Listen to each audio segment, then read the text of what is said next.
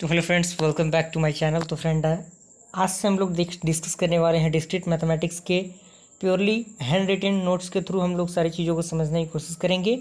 और आज के इस लेक्चर में हम लोग जानेंगे कि सेट का ऑपरेशन क्या क्या होता है, किस तरह से सेट के ऑपरेशंस वर्क करते हैं और सेट के ऑपरेशन में कौन कौन से टाइप आते हैं, उन सारी चीज़ों को हम लोग डिस्कस करेंगे। तो इससे प्रीवियस भी मैंने डिस्क्रीट मैथमेटिक्स से बहुत सारे लेक्चर अपलोड किए हुए हैं, तो आप उन्हें भी चेकआउट कर सकते हैं। मैं उसका लिंक, प्लेलिस्ट का लिंक जो है डिस्क्रिप्शन बॉक्स में देने की कोशिश करूँगा, आप वहाँ से चेकआउट कर सकते हैं। और इस वीडियो में अंत तक बने रहिए, तभी आपको सारी चीज़ें समझ में आएंगी। ओके, तो स्टार्ट करते हैं। हम लोग बात करते हैं सेट ऑपरेशन के बारे में कि आखिर सेट ऑपरेशन होता क्या है। तो इसमें आपको कह रहा है कि set operation included set union, set intersection, set difference, complement of set and cartesian product. यानी जो आपका सेट ऑपरेशन है वो इंक्लूड होता है किसके थ्रू? यूनियन सेट के थ्रू, इंटरसेक्शन के थ्रू, डिफरेंस के थ्रू और कॉम्प्लीमेंट ऑफ सेट के थ्रू क्या होता है आपका जो सेट ऑपरेशन होता है वो बना रहता है। तो सबसे पहले अगर हम बात करें यूनियन की, तो यूनियन सेट किस तरह से आपका बना होता है। तो इसमें कह रहा है कि the union of set A and B denoted by A union B. यानी जो ए यूनियन बी है उसको हम लोग किस तरह से डिनोट करेंगे?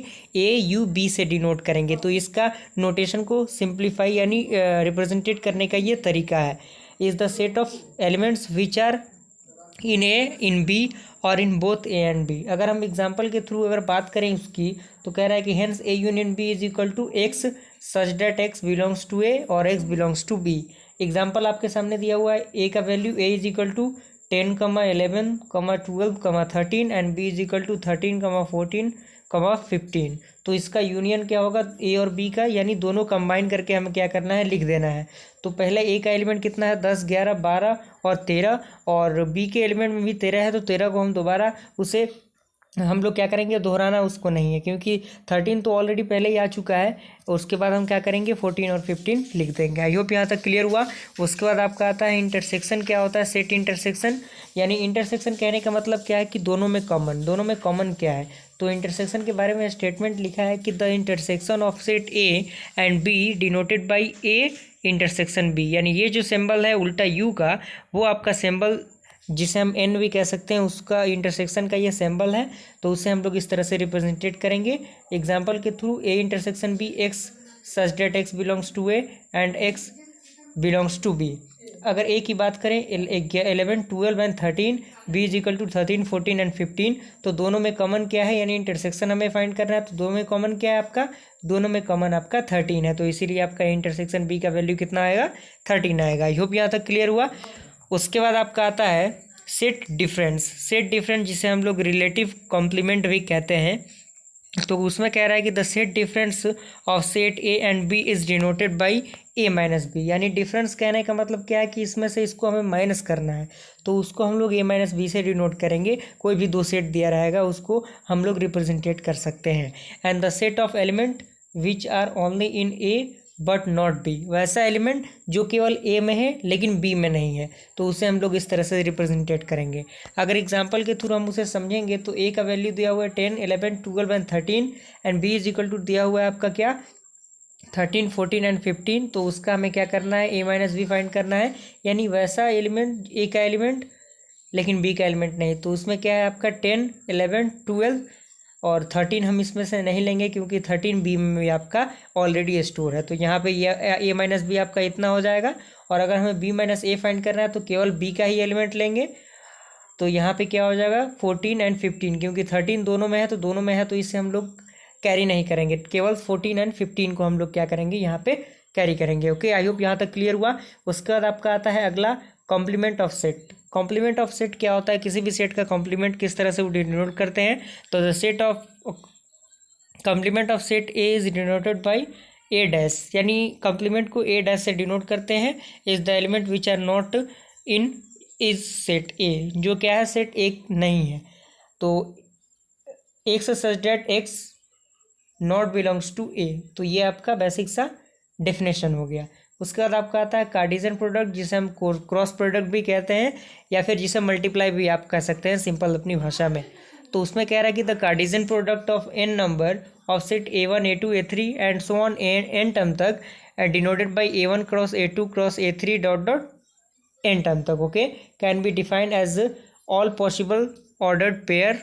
तो इसे हम लोग इस तरह से डिनोट करेंगे। तो यहाँ तक बस आपका स्टेटमेंट है। इसको सिंपल सा अगर हम एग्जांपल के थ्रू समझेंगे तो ए इज इक्वल टू दिया हुआ है A comma B and B is equal to दिया हुआ है 1,2।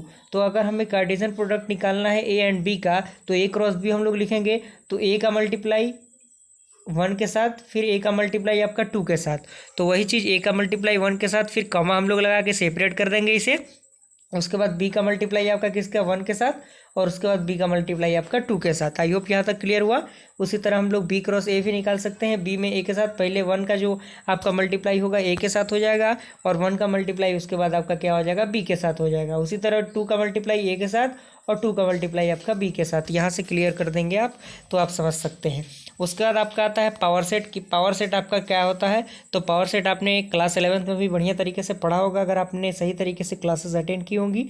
तो उसमें कह रहा है पावर सेट को पी से डिनोट करते हैं, पी ऑफ एस से। तो बेसिकली पावर सेट होता क्या है, तो power set of set S is the set of all subset in S including the empty set. The cardinality of a power set of set S is cardinality n is 2n। तो ये आपका basic सा formula एक कह सकते हैं। इसका use भी कुछ जगहों पर होता है, तो उसे हम लोग डिनोट करते हैं पी ऑफ एस से। अगर हम उसकी बात करें एग्जांपल की, तो एस दिया हुआ है ए कमा बी कमा सी कमा डी। तो अगर सबसेट की बात करें विथ 0 एलिमेंट, तो आपका क्या हो जाएगा, नल हो जाएगा, जो कि एम्प्टी होगा। अगर हम बात करें सबसेट विथ 1 एलिमेंट, तो 1 एलिमेंट के लिए केवल ए, उसके बाद अलग बी हो जाएगा, फिर सी हो जाएगा, फिर डी हो जाएगा। अगर 2 एलिमेंट की बात करना है तो ए बी हो जाएगा, ए सी हो जाएगा, ए डी हो जाएगा, बी सी हो जाएगा, और साथ ही साथ बी डी और सी ए भी हो जाएगा। आई होप यहाँ तक क्लियर हुआ। थर्ड के एलिमेंट के बाद भी आप थर्ड एलिमेंट के थ्रू भी देख सकते हैं और 4 एलिमेंट के थ्रू भी देख सकते हैं। और उसके बाद पावर सेट हमें फाइंड कर देना है, तो दोनों को कंबाइन करके, यानी पूरे टर्म को कंबाइन करके हमें लिख देना होता है, तो वो आपका पावर सेट हो जाता है। तो यहाँ से नंबर ऑफ पावर सेट भी आप फाइंड कर सकते हैं। उसके बाद कुछ इंपॉर्टेंट आइडेंटिटीज़ हैं, जो इन आइडेंटिटीज़ को याद रहना आपके लिए ज़रूरी हो जाता है, जिसमें है आपका commutative law, associative law, distributive law, intersection law, double complement law, idempotent law, De Morgan's law, absorption law, alternate representation for difference. तो ये सारे बेसिक से लॉ है, जिन लॉ का याद होना आपके लिए बेहद ज़रूरी है। तो आप इन लॉ को सही तरीके से याद कीजिए और प्रॉपर नोट्स सही तरीके से बनाते चलिए। आई होप ये वीडियो आपको पसंद आए। वीडियो पसंद आए वीडियो को लाइक कीजिए, और चैनल पहली बार आए चैनल को सब्सक्राइब कीजिए। फिर मिलते हैं अगले वीडियो में, तब तक के लिए थैंक यू।